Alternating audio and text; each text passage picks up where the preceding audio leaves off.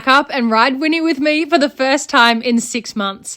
He was so dirty that I actually had to start by hosing off his legs, and you guys might not even think this is Winnie because suddenly I have a chestnut pinto in my paddock, but I can promise you this is the Winnie you all love and adore, just a little bit dirtier and lacking a whole lot more muscle. I've said it so many times, but I literally was up from 3:30 in the morning because I was so excited to be riding Winnie, especially because late last night I messaged Luke and said, would you be interested in filming me in the morning? And he said, I can do that for you.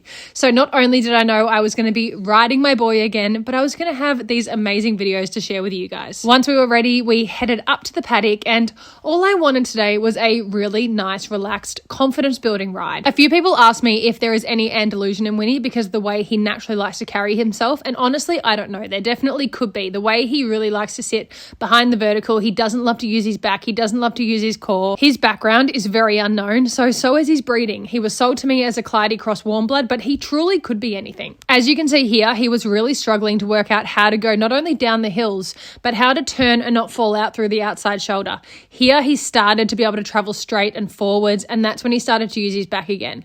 This rein has always been his better rein, so he's always a lot more rideable this way. And honestly, I look back on some of these videos and I cringe because I go, oh, he's just not traveling the way he should be traveling. And then I remind myself, this is the first time since I've had Winnie that he has had an extended break. He also has lost a lot of muscle. He's lost a lot of fitness. He's had a massive life change. So this is to be expected.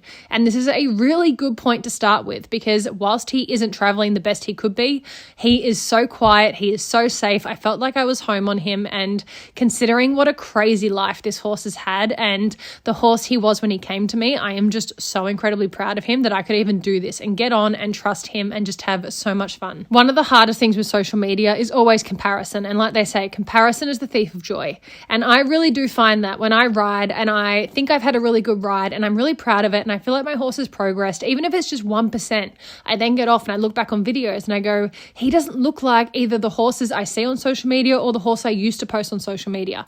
And then I have to remind myself that not only is progress not linear, but life happens and our horses like us lose fitness, lose muscle, and we have to build that back. Here he really started to find his footing. So once I was confident that he was confident, I then decided to take him for a couple big canters up the paddock.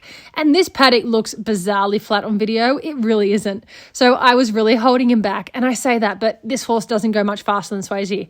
But I was holding him back because I really didn't want him to slip and slide and lose that confidence that we had spent so long building up during this ride. But by the end, you can see his confidence has definitely grown. He's starting to use his back. He's not traveling so behind the vertical. I'm really giving him my reins and encouraging him to stretch out his neck. And that was the perfect spot for me to end the ride on. It is